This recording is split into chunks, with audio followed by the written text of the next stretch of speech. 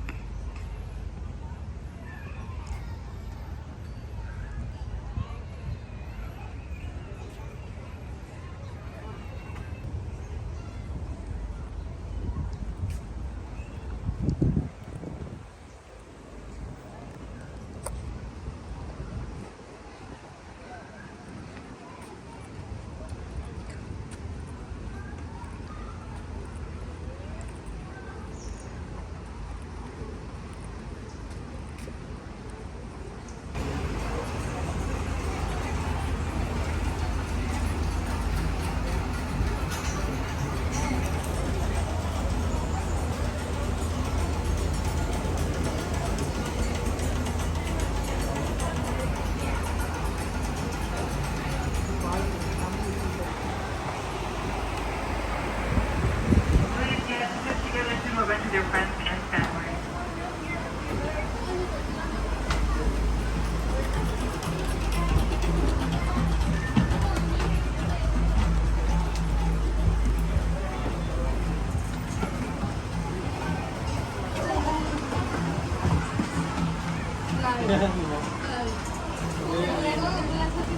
Okay.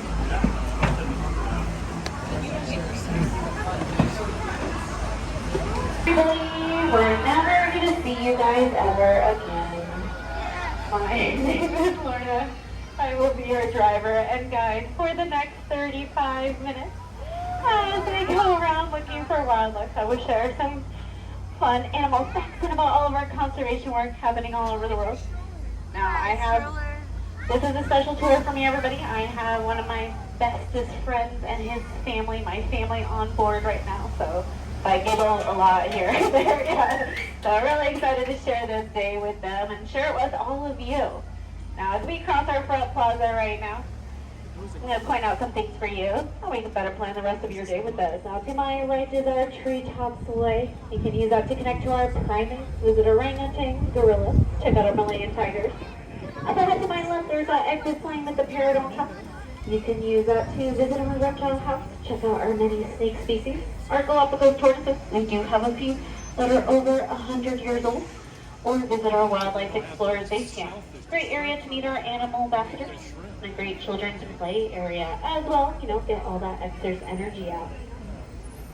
Let me go over some safety with you. I'm just going to ask you to keep your hands, your arms, your legs, your feet, all your personal belongings inside the bus at all times. You're welcome to stand at any point. Just hold on to that railing in front of you or to the left or right of you. Maintain those 3 points of contact at all times.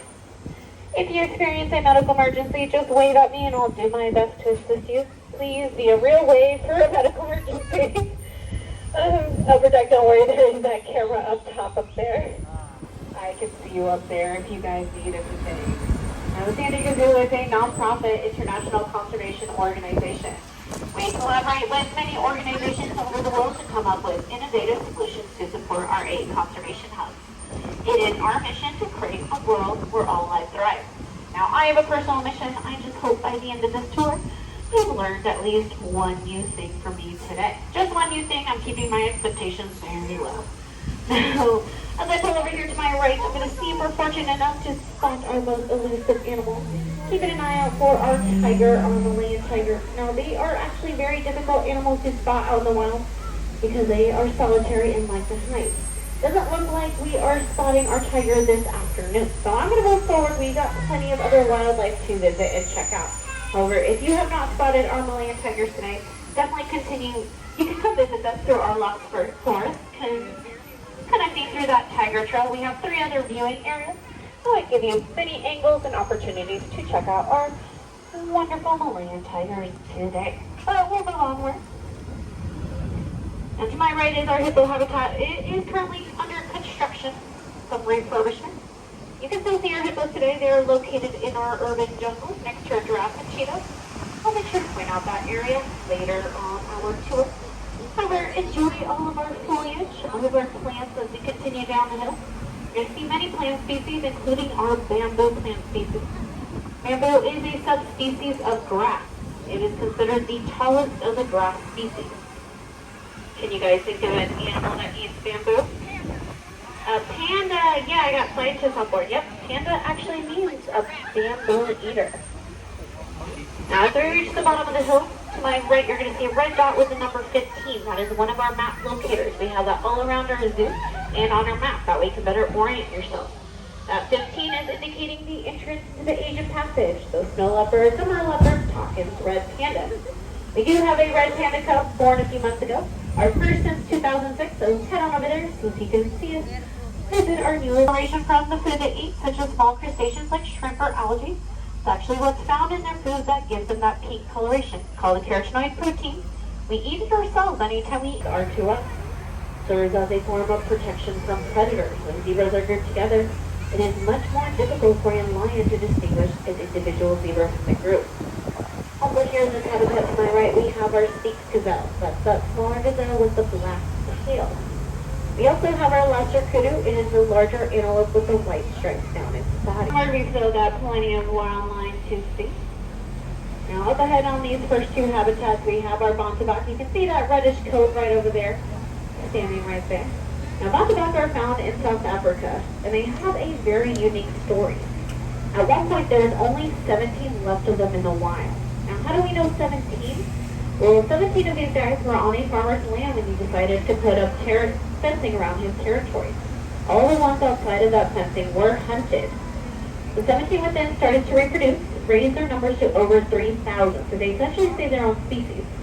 It's a great example of why wildlife reserves and sanctuaries are important to support wildlife out in the wild, because bontebok are only found on wildlife reserves in South Africa now. They are not found in the wild specifically.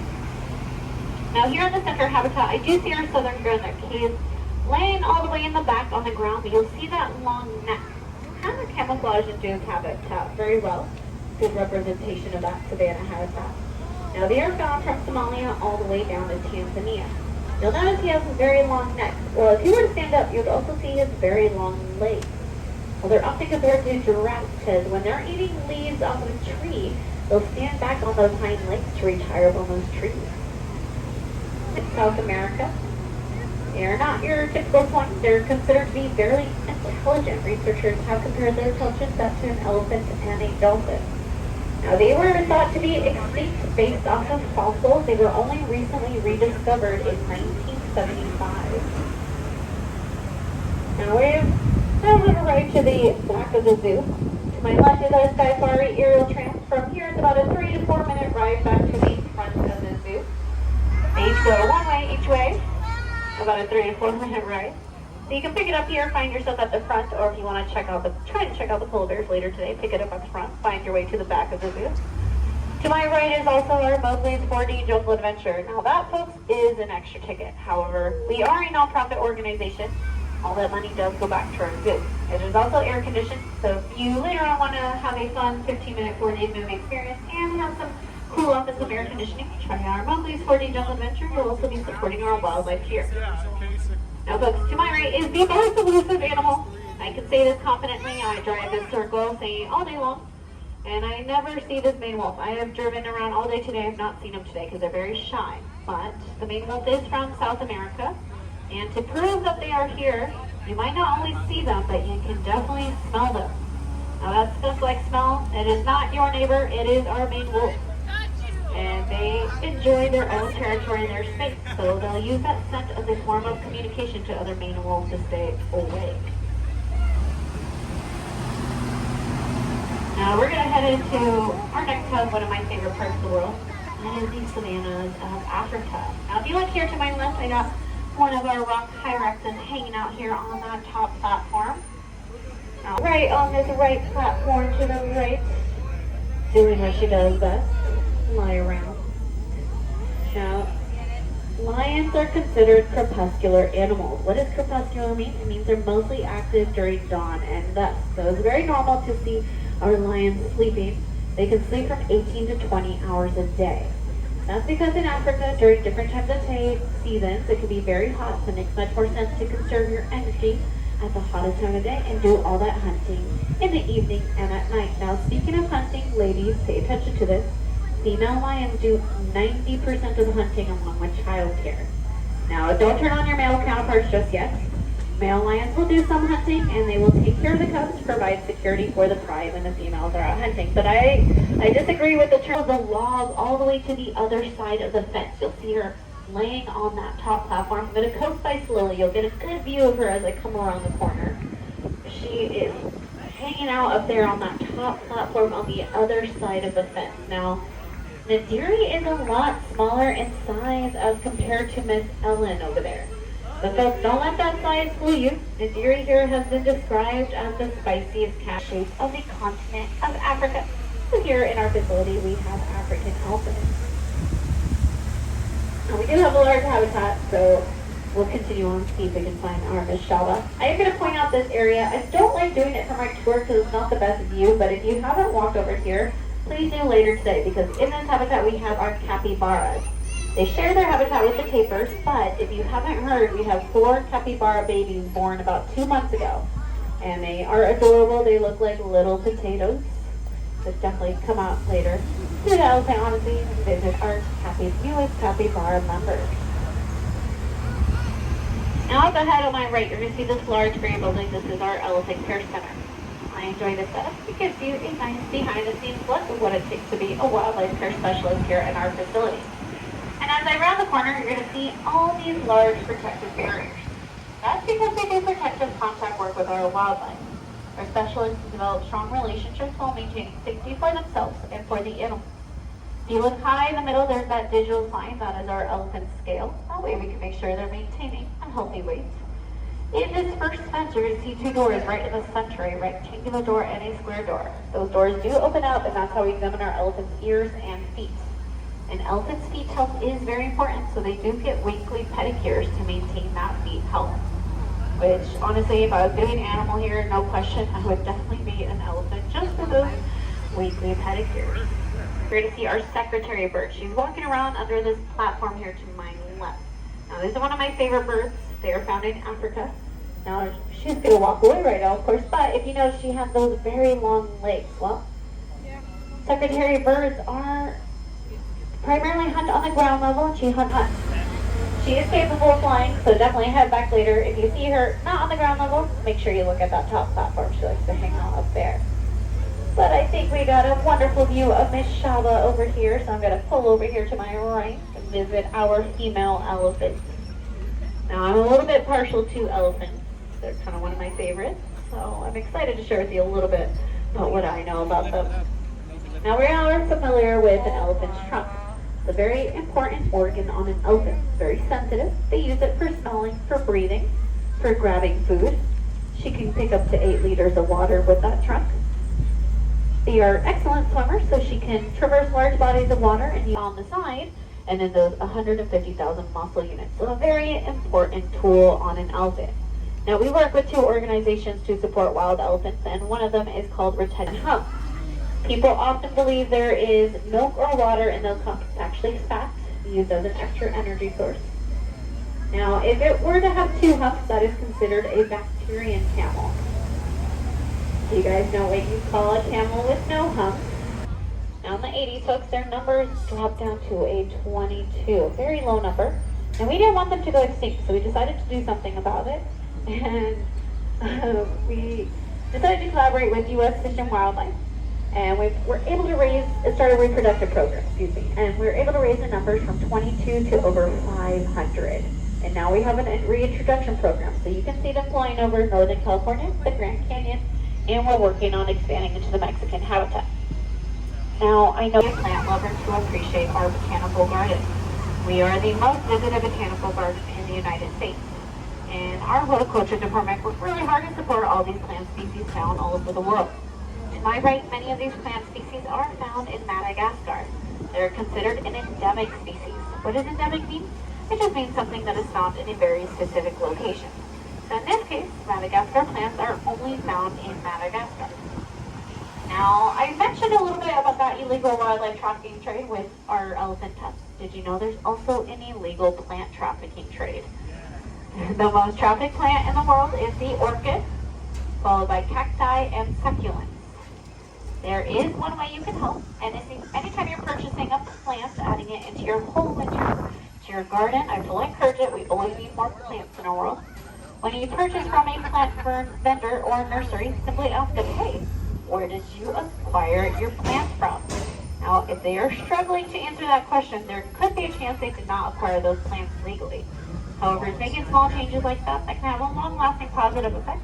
That way you can support those vendors that support the legal plant trade as opposed to that illegal plant trafficking trade. We are crossing our Sydney Plaza. To my left is our Boardwalk Beer Garden, a great area. For a break later today, has a nice attached patio. To my right is our Sydney Grill, one of my favorite places to eat. Of course, if none of these appeal to you, you can always look on your map or download that San Diego Zoo app.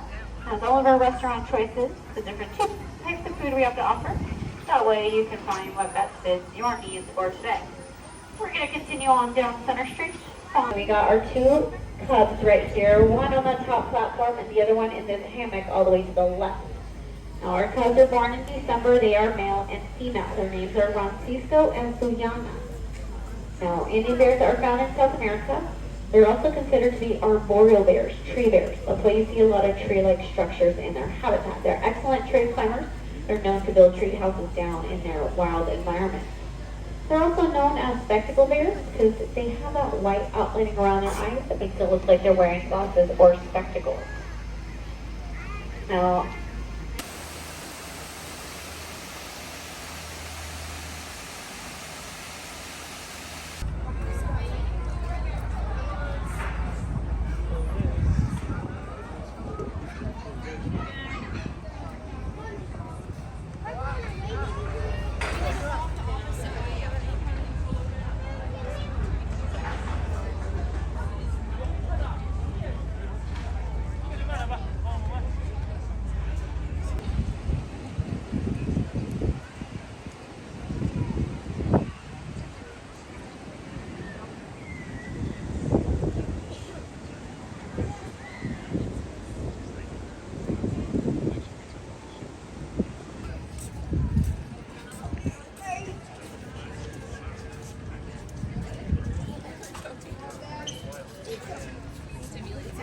Something about it. Yeah.